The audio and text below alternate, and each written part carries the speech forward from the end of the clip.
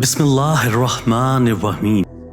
ناپسندیدہ باتوں سے چشم پوشی اختیار کرو اور بردباری سے کام لو۔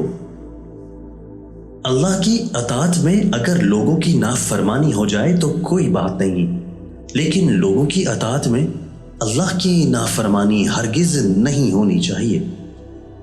السلام علیکم کو خوب رواج دو۔